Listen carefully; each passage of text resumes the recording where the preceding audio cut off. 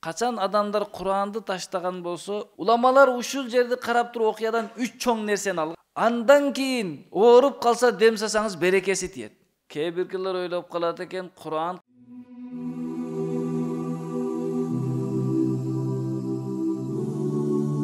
Аузу биллахи минеш-шейтанир раджим. Бисмиллахир-рахманир-рахим.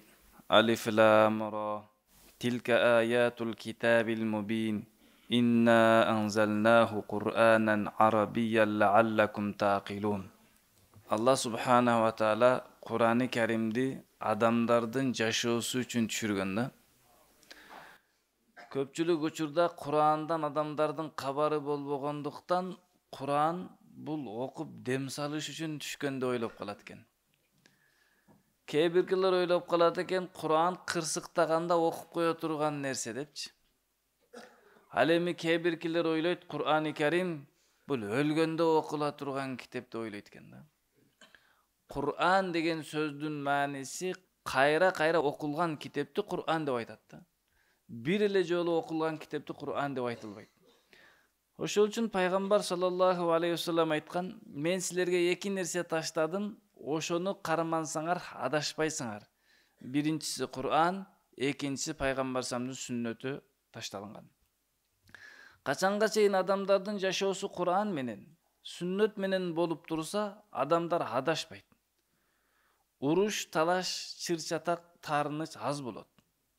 Качан адамдар Kur'anды таштаган болсо, уруш, чыр-чатак болот, андан чыгуунун жолунда туура эмес жактан издеп, эч кимиси чыга албай калат да. Ошол үчүн иншалла ниет кылдык, Kur'an-ы Kerimдин бир сүрөдөн окуп, иншалла Аллах Таала мүмкүнчүлүк бергенинче окуп маанисини түшүнсөк. Албетте Kur'an-ы Kerimди тафсир кылуу бул улуу инсандардын иши. Алар жазган тафсирди бири-бирибизге окуп ушундай экен деп кайталашып алуу бул биздин ишибиз. Буйруса Юсуф сүрөсүнөн баштайбыз. Себеби Аллах Таала Юсуф сүрөсүнү эң жакшы окуя деп баяндаган. Жана бул окуянын ичинде адамдар жашоосуна үлгү ала турган өтө көп нерсе бар. Көп адам ойлойт, Kur'an-ы Kerimдин ичинде эч нерсе жок депчи. Kur'an-ы Kerimдин ичинде бардык нерсе жазылган. Жада калса кат жазуунун да эрежеси жазылган да. Бүгүнкү күндө ошол Kur'an-ы Kerimдин эрежеси менен кат жазсаңыз, сиз жазган адам катыңызды окуп алып рахат алат, сизге бирөө жазса да окуп алып рахат аласыз да. Бирөө SMS жөнөттүр мисалы. Сен кыянатчы экенсиң, артынан жүрүп ушундай кылыпсың. Мен сага ишенип жүрсөм, бардык иштеримди сага ишенип тапшырсам, акыры мени ушундай кылып, кыянат кылып алдап кеттиңби? Дептир Бакиев Акаевга дейт. Окуп бүткүчөң не болосуң? Жөнөткөн адамдан коркосуң да, мен бул качан кыянат кылдым экен, эмне кылдым экен депчи. Ошол үчүн каттын башында эме кылат? Адамдын аты жазылат, кимден кимге. Неге? Себеби ачып адамдар окуп албасын да. Бардыгын окуп бүткөндөн паланчыныкы турбайбы деп, паланчынан түкүнчүк, мен тиешем жок экен деп жаап коет да. Алла ушул нерсеге чейин, кички нерсеге чейин үйрөткөн да. Адамдар ойлосо керек, ошол убактагы доордо каттын не кереги бар? Ошол доордо да кат бар эле, бүгүн да кат бар. Просто ошол доордо катты катчылар алып барса, бүгүн түз жөнөтүп калдыңыз да. Ошол үчүн Юсуф сүрөсүндө Аллах Таала мындай дейт. Алиф лам ра маанисин Аллах гана билет. Тиги ачык китептин аяттары. Сиздерге айтыла турган, ушул Юсуф сүрөсүндө окула турган аяттар ачык китептин аяттары болуп турат. Албетте биз түшүрдүк аны Kur'an'ды арапча түшүнүүңөр үчүн. Албетте Kur'an-ы Kerim'ди Аллах Таала түшүрдү, арапча кылып түшүрдү да. Аллах Kur'an'ды арапча кылып түшүрдү. Бул араптардын Kur'an эмес да. Дин араптардык эмес. Ойлоп албаш керек. Бул араптардын дини, араптардын китеби депчи. Аллахтын китеби, Аллахтын дини жер жүзүнө түшүргөндө ушул Kur'an-ы Kerim'ди арап тилин тандады.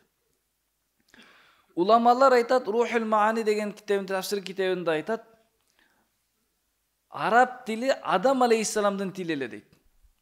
Бирок ал жаннаттагы тили болчу дейт.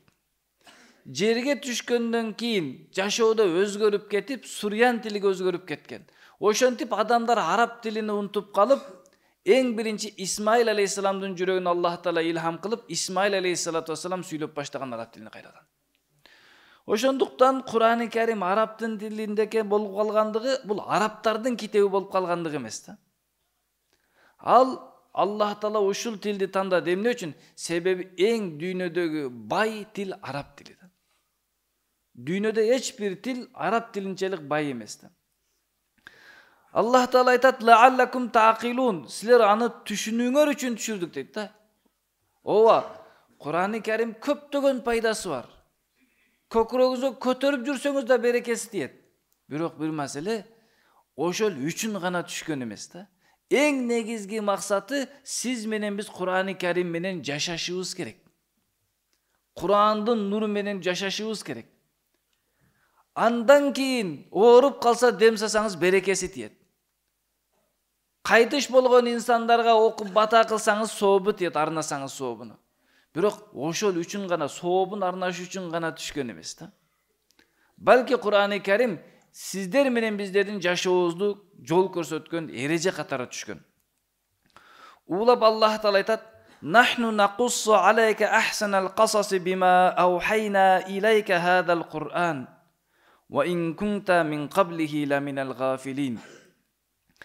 Биз кабарлайбыз сага окуялардын, кысастардын эң жакшысын бул Кур'анды сага вахий кылуу менен.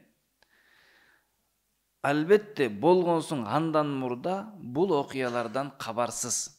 Пайгамбар алейхиссалам Кур'ан түшкөнгө чейин, Юсуф алейхиссалам окуясы түшкөнгө чейин, Юсуф алейхиссалам окуясынан кабарсыз эле. Кур'ан түшкөндөн мурда Кур'андын ичиндеги окуялар, кыссалардан кабарсыз эле. Аллах айтып атат: "Биз сага кабардайбыз эң жакшы окуяны." Сахабалар сурашты: "О Аллахтын элчиси, бизге кысса окуя түшпөйбү?" дегенде Аллах Таала ушул аятты түшүргөн.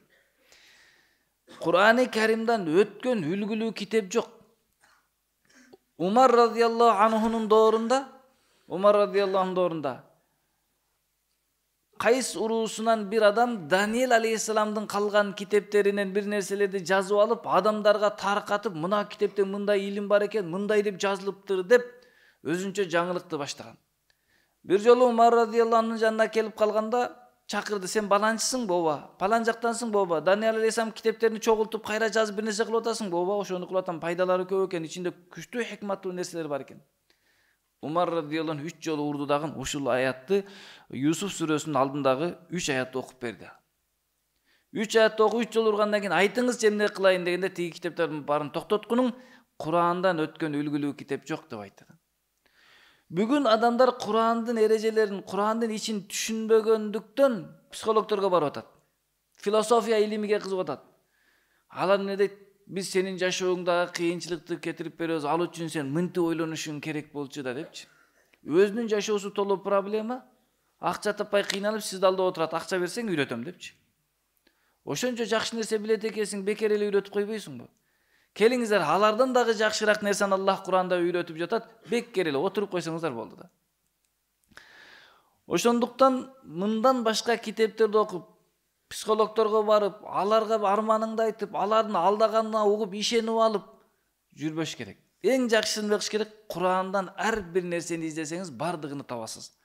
Ошондуктан Алла айтат: "Эң жакшы окуяны баяндап берем. Сага бул Куранды вахий кылуу менен.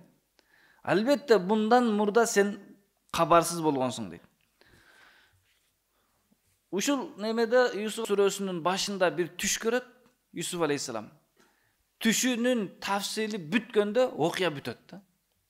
Түш көрөт, түшүн атасыга айтат: "Ата, мен ушундай түш көрдүм" дейт. Түшү бүткөндө жашоого аткарылып не болот? Окуядагы сүрөдагы бүтөт. Юсуф алейхиссаламдын жашоо да ошонун бүтөт да. Уламалар ушул жерди карап туруп окуядан 3 чоң нерсени алган. Албетте кийинки сабактарда ар бир окуясын, ар бир аяттан айтып кетебиз. Жалпы сүрөнүн ичинен 3 нерсени алыптыр дейт.